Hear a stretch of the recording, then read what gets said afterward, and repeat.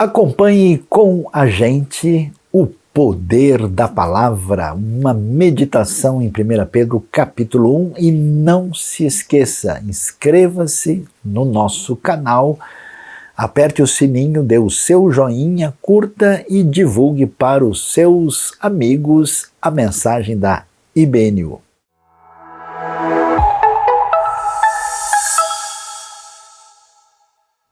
Chegou o momento quando vamos voltar a nossa atenção à palavra de Deus para aprender mais da revelação divina que dirige e instrui a nossa vida. E depois de podermos adorar a Deus, cantar e estarmos reunidos ainda que à distância em nome do Senhor como Igreja de Cristo, é necessário ouvir o que a palavra de Deus tem a nos dirigir, a nos ensinar, e hoje vamos pensar no poder da palavra.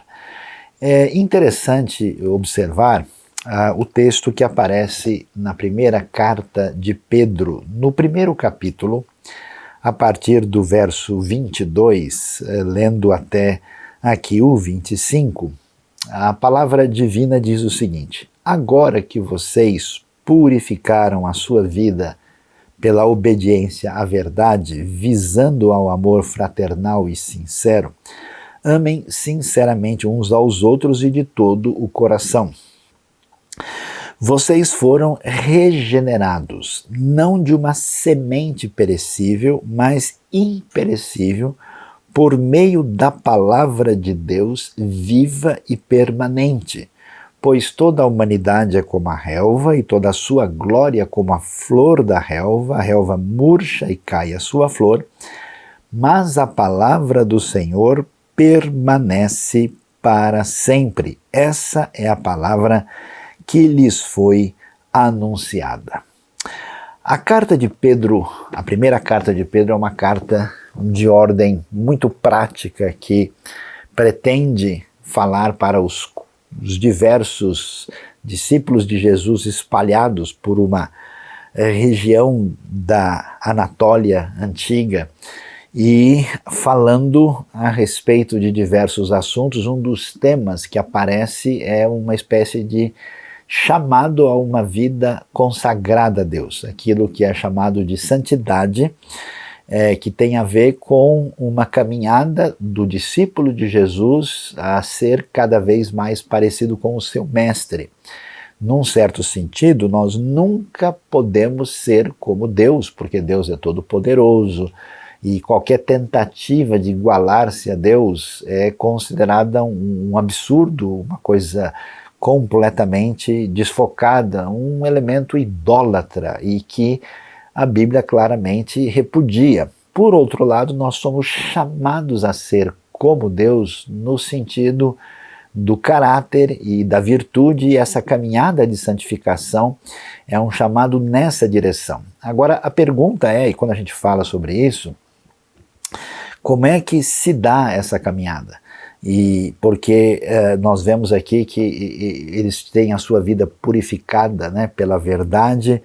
Eles aprenderam a amar uns aos outros, e Pedro elogia essa caminhada e vai dizer que isso aconteceu por aquilo que envolve uma espécie de nascimento. Eles foram gerados por uma semente. E essa semente nitidamente aparece ali, expressa como sendo exatamente a palavra de Deus. E aí tem um contraste interessante, porque falou em semente, você lembra do contexto vegetal, né? Você lembra exatamente daquilo que nasce, né, na sua experiência aí agrícola, né? E ele diz, olha, de fato você vai ver que a relva, né, a planta nasce e ela cresce, ela vem da semente, mas ela vai embora. E a palavra de Deus permanece para sempre, que aliás é uma citação que o primeiro capítulo de 1 Pedro nos traz do livro de Isaías capítulo 40. Então ele vai dizer que o desenvolvimento, a caminhada da vida na relação com Deus tem uma relação completa de dependência, de sintonia com a palavra divina. Por isso que toda a tradição de fé evangélica, batista, desde a Reforma, deixa bem claro o caminho que a gente deve ter em função daquilo que é chamado de sola escritura, né? Porque a pergunta é: qual é o caminho de transformação da vida que alguém pode procurar e que trajetória a gente deve seguir? E é interessante, eu conheço muita gente que de fato não tem expectativa de um caminho de desenvolvimento na vida na direção daquilo que Deus deseja para nós. A pessoa meio que perdeu o foco da vida, então ela vive ao sabor do vento. É aquela coisa popular, né, de deixa a vida me levar, e a vida vai levando e a pessoa não pensa, né, em nenhum caminho de vida promissor. Por outro lado, algumas outras pessoas têm uma outra proposta de vida, dizendo: não, olha, tudo que a gente tem para frente, inclusive na nossa espiritualidade, é mais ou menos uma espécie de destino definido, colocado à nossa frente, e aquilo está escrito nas estrelas, está escrito aí numa espécie de plano fatalista, e não adianta a gente tentar fazer ou não fazer, né? Sabe aquela coisa popular, pau que nasce torto, morre torto, a vida é assim mesmo, né? Não há o que a gente possa fazer, e muita gente vive nessa perspectiva.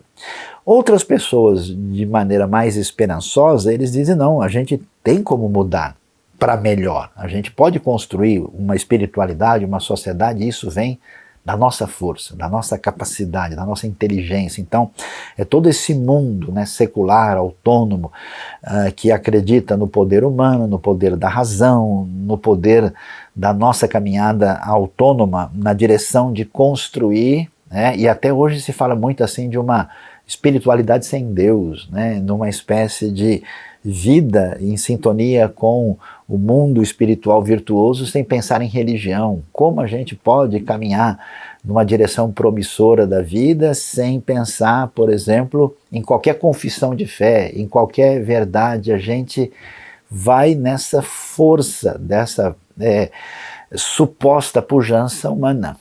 E o outro caminho muito comum e muitas vezes utilizado é o caminho que eu acho que é mais encontradiço no meio religioso, que é o caminho místico. A pessoa diz: olha, a minha vida vai mudar depois que eu tiver aquela experiência intensa, porque um dia eu estava numa reunião, aí eu caí rolando no chão, e depois eu vi uma pessoa chorando muito, aí aconteceu não sei o quê, e a pessoa imagina que, dependendo da intensidade da experiência que ela tem uma transformação significativa que vai levá-la numa dimensão de proximidade com Deus bastante promissora. Interessante que nenhuma dessas alternativas aparece como proposta de caminhada daqueles que são discípulos de Jesus. Jesus mesmo, e o Evangelho de João vai ser muito claro nisso, de dizer para os discípulos: olha, vocês estão limpos pela palavra que eu tenho falado para vocês, né? Vocês devem guardar a minha palavra. Se vocês permanecerem nas minhas palavras e as minhas palavras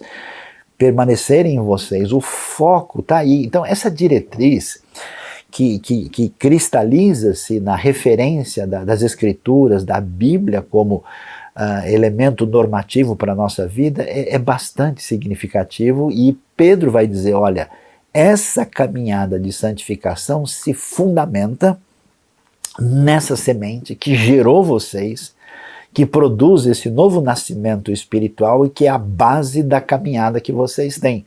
E ela é diferente da semente que você vê na natureza, que a planta vai embora, vem, né, e passa pelos processos biológicos. Essa palavra permanece para sempre. Para a gente ver como isso é significativo, a Bíblia trabalha a importância das palavras de uma maneira que a gente nem imagina quão importante ela é. Por exemplo, um dos livros que mais fala sobre assim o poder das palavras no ambiente humano é o livro de Provérbios, que eu aconselho você a ler se você quer ter uma caminhada sábia na vida. Provérbios vai ter alguns textos, por exemplo, capítulo 10, verso 19, lá diz assim: quando são muitas as palavras, o pecado está presente, mas quem controla a língua é sensato. Você com certeza já viu gente que fala demais, ou como diz alguém, fala mais do que a boca, né? Capítulo 11, verso 13 diz: quem muito fala atrai a confidência, mas quem merece confiança guarda o segredo. 12, 18, há palavras que ferem como espada, mas a língua dos sábios traz a cura.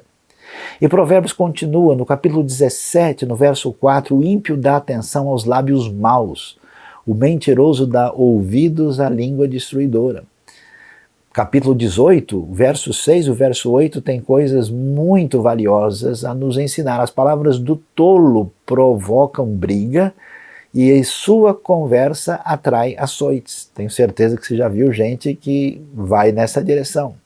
As palavras do caluniador são como petiscos deliciosos, descem até o íntimo do homem. Você percebe a maneira como a palavra é utilizada, se se fala demais, se se fala de uma maneira a atrair a confiança, se a gente fala de uma maneira a ferir e a machucar, né? Quando a gente está contaminado, a gente parece que quer escutar a palavra ruim. Como eu tenho visto gente que se tornou viciado em discurso negativo. Que coisa de louco! Como é que pode um negócio desse tipo, né? A gente vê a multiplicação das palavras que provocam briga, que a Bíblia associa à atitude do tolo, né? E esse negócio é curioso, Provérbios falar, né?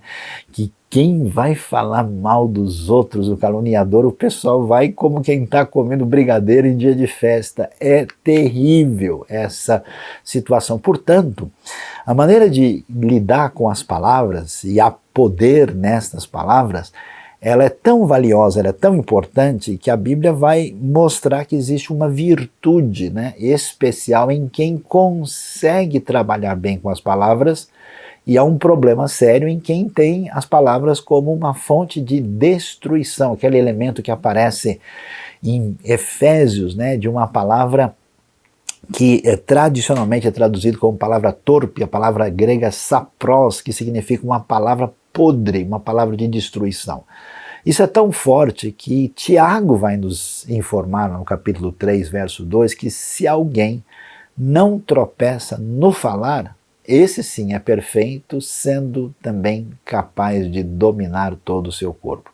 Que coisa impressionante o elemento que surge na Bíblia mostrando a força, o impacto que nós temos no uso das palavras e como isso faz parte da nossa vida. Eu diria até para nós o seguinte, a gente talvez nem perceba isso, que grande parte da realidade que se constrói no mundo à nossa volta é derivado diretamente das palavras que moldam o nosso pensamento, a nossa visão, a nossa maneira de ver as coisas.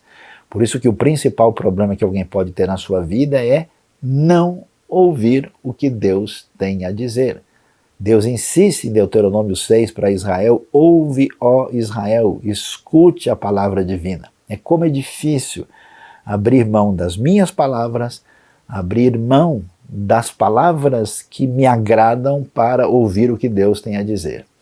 Isso é tão forte, olha, Provérbios vai dizer um negócio tão impressionante lá no capítulo 18, verso 21, que a língua tem poder sobre a vida e sobre a morte. Os que gostam de usá-la comerão do seu fruto. Você já imaginou? Eu tenho visto de fato pessoas que têm se destruído ou têm construído efetivamente a partir do uso adequado das palavras. E não só do que a gente diz, da maneira como a gente diz e no momento em que a gente diz. Você nunca viu gente que parece que só sabe comentar coisa fora de hora, né? A pessoa que vem no momento de tristeza e de dor com uma conversa totalmente descabida, ou até o contrário, né? No momento de celebração e festividade, alguém vem com uma conversa totalmente sem sintonia com o que está acontecendo ali. E a sabedoria bíblica prossegue, porque A gente vai ver Provérbios ainda nos ensinando, quando diz lá em 15, verso 2, a língua dos sábios torna atraente o conhecimento, mas a boca dos tolos derrama insensatez. Quer dizer, o entendimento da realidade, o poder de saber a respeito está ligada com a língua do sábio, aquela coisa que você, quer ouvir. Eu acho impressionante como tem gente que pode falar da coisa mais interessante do mundo e fazendo com que as pessoas passem a detestar. Eu converso muito com gente que teve experiência escolar e diz, olha, eu tive um professor, uma professora, que simplesmente me fez odiar para sempre essa disciplina. Nunca mais eu quis estudar isso. E tive exatamente experiência ao contrário também. Eu tive um professor que sabia explicar tão bem e colocava a coisa de uma maneira que eu, aliás, decidi a minha vida nessa direção por causa do professor, da professora, daquele que me ensinou adequadamente. Portanto, a língua tem um poder assim de dar uma propulsão, é tão forte na vida, que a gente veio da Provérbios, no capítulo 16, no verso 24, nos ensinar que as palavras agradáveis são como um favo de mel, são doces para a alma e trazem cura para os ossos. De fato, é absolutamente valioso que quando a gente fala, a gente tem a possibilidade não só dar o conteúdo e saber apresentá-lo de uma forma atraente, mas de uma maneira que as palavras não só trazem informação, mas elas atingem o coração. Por isso é tão importante, tão valioso, tão significativo entender isso. Olha a sabedoria bíblica, que coisa impressionante a palavra de Deus, que conselho prático para a vida. A resposta calma desvia a fúria, a ira, mas a palavra ríspida desperta a ira. Olha que coisa, você já reparou isso? Que não é só o que você fala, o tom de voz, a maneira agressiva, a maneira ríspida, o jeito de chutar o outro, isso é problemático e difícil. É muito importante saber falar de uma maneira clara, decisiva, incisiva e nítida, e é diferente de falar de uma maneira em que você causa realmente uma espécie de terremoto nas relações sociais. E não só isso, mas saber falar ao coração, inclusive no momento adequado. Olha Provérbios 25:11, a palavra proferida no tempo certo é como frutas de ouro incrustadas numa escultura de prata. Aliás, só o versículo já deixa a gente contente para o resto do dia, porque é um trabalho artístico tão grande, você imagina só a fruta de ouro numa escultura de prata? Assim a palavra dita na hora certa, no momento certo. É decisivo, você sabe que você avisar uma pessoa não faça isso no momento certo é a diferença entre a vida e a morte. E saber colocar isso faz toda a diferença. E aí a gente vai ver que coisa impressionante que a gente não percebe, não presta atenção no poder das palavras. As palavras acalmam o coração intranquilo. As palavras têm poder de curar as pessoas que estão numa situação de instabilidade enorme. As palavras são o veículo por meio do qual acontece uma cura nas relações por meio do perdão. A gente perdoa ou é perdoado mediante o pedido do perdão. E mediante você já viu como é difícil quando você está com raiva de alguém, você falar realmente eu perdoo, eu desculpo, Falar de boca cheia, assim, olhando na cara da pessoa é complicado, Mas isso é libertação, isso é saúde interna, isso é vida, A palavra abençoa os outros, abençoa os amigos, abençoa a família. Ela restaura a pessoa ofendida, que teve uma ruptura, ou seja, a palavra é o veículo pelo qual a gente consegue olhar para o futuro, ela renova a esperança. Por isso que a gente vai entender, e aqui a coisa vai ficando mais especial, se a palavra que tem a ver com a gente, que somos seres humanos, criados à imagem e semelhança de Deus, a gente está percebendo com tudo aquilo que a sabedoria bíblica e Provérbios especialmente nos ensina, que a palavra tem esse poder assim de restaurar, né? Ela parece um elemento que tem poder de criação. E olha que coisa interessante, é isso mesmo, a palavra tem esse aspecto de criar. Isso é interessante porque a Bíblia é praticamente o único relato da história humana que apresenta um Deus que faz tudo apenas falando. Deus não desenha o mundo e depois, né, dá uma soprada para ver se ele aparece. Deus não canta uma canção para ver se as águas e a terra se formam. A maneira como Deus cria é exatamente por meio da palavra. Aliás, é tão impressionante a gente ver como a história humana é desenvolvida pelas grandes mentes criativas da história. Você já viu os gênios da literatura, os gênios da arte, que tem esse impulso que certamente tem a ver, né, com a ação divina, com a imagem de Deus que neles está, como eles conseguem às vezes redirecionar toda uma civilização, toda uma época, a partir desse impulso criativo que faz uma leitura da realidade, e a gente nem sabe direito, né, se a vida imita a arte ou a arte imita a vida. Então é a força e o poder do elemento criativo, né? E falando da origem disso, olha o que a Bíblia diz: pela fé, diz Hebreus 11, entendemos que o universo foi formado pela palavra de Deus, de modo que aquilo que se vê não foi feito do que é visível. Puxa, eu fico com vergonha de mim mesmo, né? Porque eu me baseio em tudo que eu faço diante daquilo que eu estou vendo, né? Parece que o sentido da visão mostra para a gente o que é realmente verdade. E a Bíblia diz, olha, tudo que você vê foi feito do que não é visível. E aliás, a ciência demorou para descobrir essa realidade de que de fato o mundo invisível controla aquilo que aparece diante de nós, e Deus afirma com clareza que o universo foi formado pela palavra de Deus. Diz o Gênesis, Vaiomer Elohim, Vaiomer Elohim. E disse Deus, e tudo se fez. Isso é tão forte, porque essa palavra que cria, que tem poder, e eu estou querendo que você chegue comigo lá onde a gente começou com Pedro, que a vida espiritual em Cristo que nós temos, ela vem da palavra divina, dessa semente que germina e que nos dá vida diante de Deus.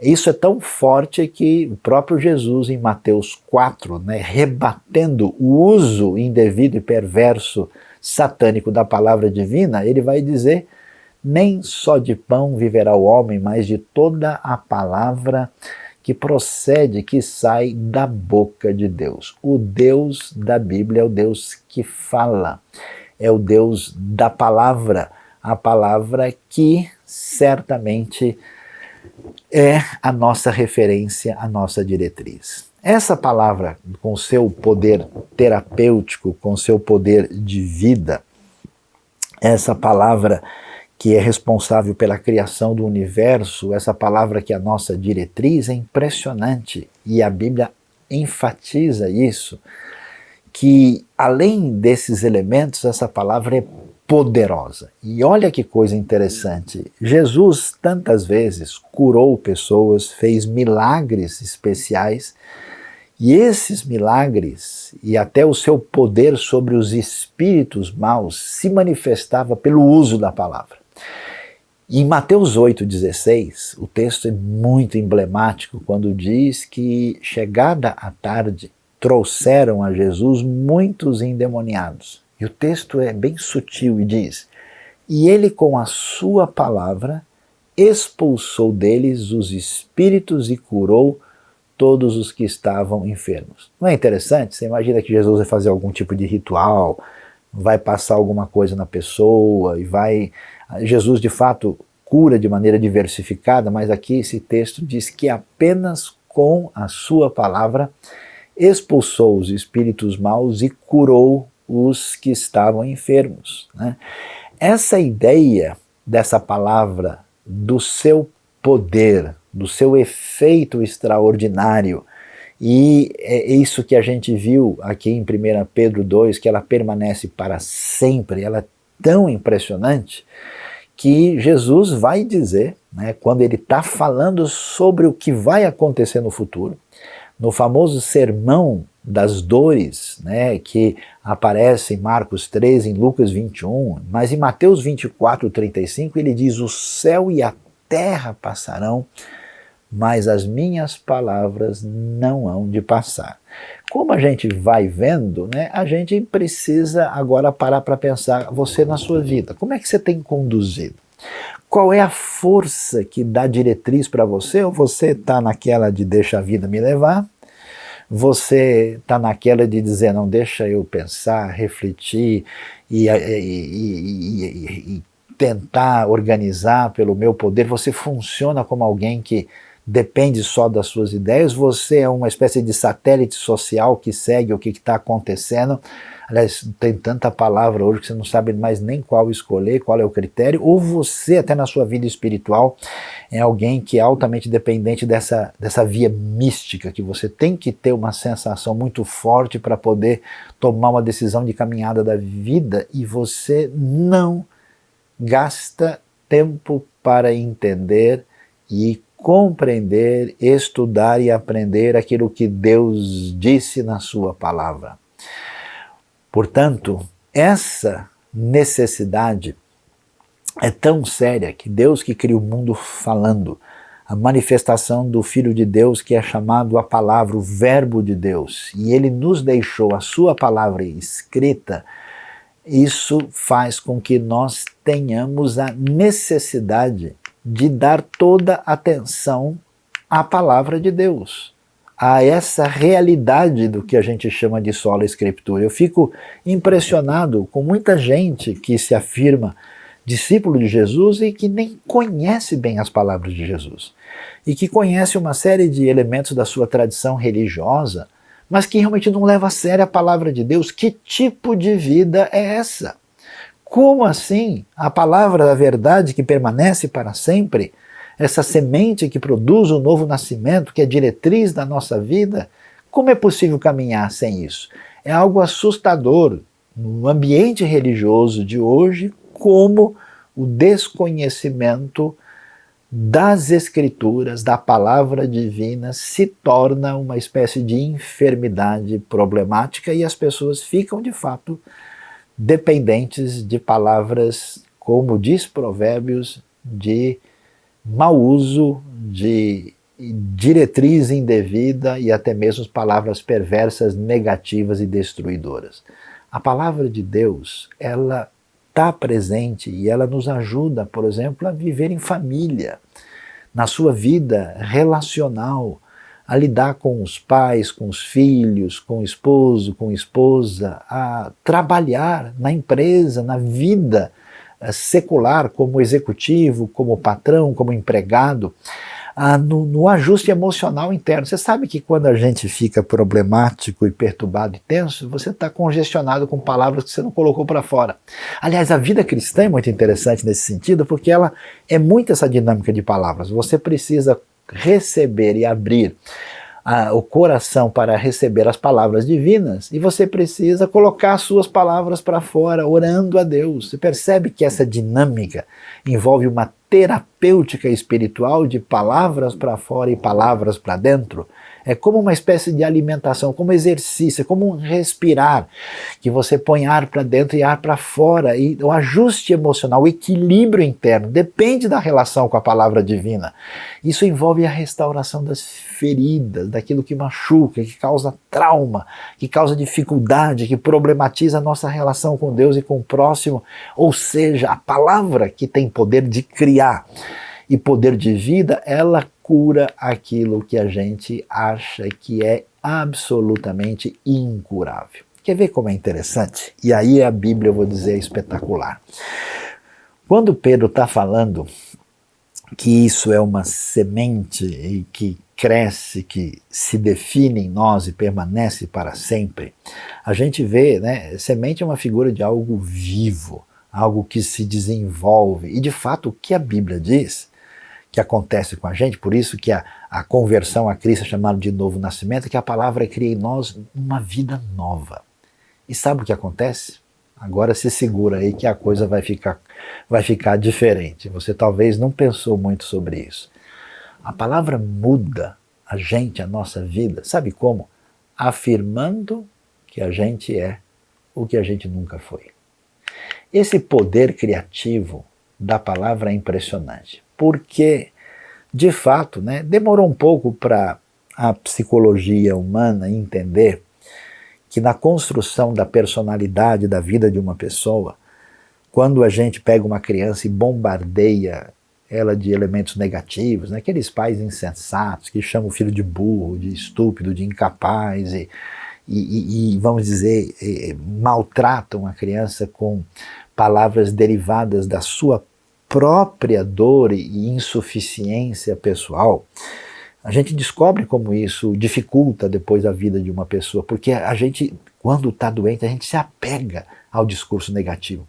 Eu fico assustado como tenho visto pessoas que parece que estão querendo algo de destruidor, de mortal, um elemento violento, algo que realmente parece que se você falar palavras positivas a pessoa tem até um, né? Sabe, eu me lembro quando eu era muito jovem eu peguei um tipo de hepatite, daquela que não é tão grave, e aí eu sentia, né, o cheiro do bife que estava sendo preparado e eu achava a coisa mais horrível do mundo e não suportava porque eu estava doente. Depois que eu sarei, coitado do bife, a gente resolveu a coisa com bastante facilidade, né? E quem está doente parece que se apega a discursos nocivos, ouve heresia com facilidade, não consegue discernir aquilo que é saudável do que não é, parece que é atraído por um discurso que envolve medo, culpa, manipulação, ou mesmo uma atitude que reforça a sua atitude pecaminosa, de maneira que ele possa viver de uma maneira indevida. Quer dizer, existe toda uma problemática, e a palavra divina que salva, que cura, que perdoa pecados, que renova a vida, Deus vai falar para a gente o quê? Ele chama a gente no Novo Testamento de santificados. É claro que a gente não é santificado em nós mesmos. Deus nos chama, e é isso interessante, você lê as cartas do Novo Testamento e você fala, não, peraí, o apóstolo Paulo, o apóstolo Pedro deve estar de brincadeira. Ele está chamando essa turma que ele está puxando a orelha aqui, que está aprontando isso, que está entendendo tudo errado, está chamando esse pessoal de santos. Como assim? Santo em que sentido? Como diz a linguagem popular, esse pessoal é santo do pau oco. Que história é essa? Não. Deus nos chama daquilo que não somos para que, a partir do poder da sua palavra, nós venhamos a nos tornar aquilo do que Ele nos chamou. Somos santificados, somos santos, somos amados, somos chamados de filhos. Antigamente éramos filhos da ira, agora somos filhos de Deus, somos chamados de salvos.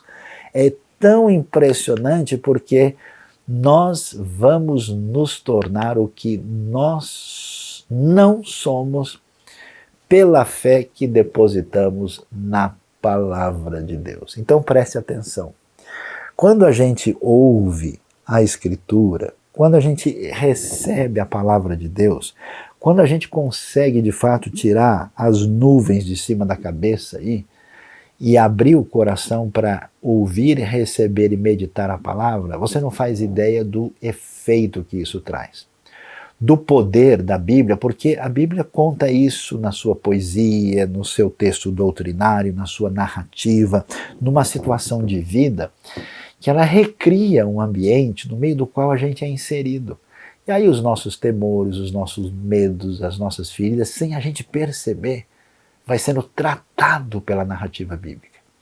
E quando isso mexe com a gente não vai vendo, vai cicatrizando aqui, vai redimensionando o conceito lá, vai acertando a ideia equivocada que a gente definiu, vai destruindo os ídolos falsos que a gente construiu a partir da nossa cabeça em nome de Deus e que não podem nos sustentar, vai quebrando a tradição que não tem sustento e vai renovando a nossa vida, vai mudando, vai trazendo.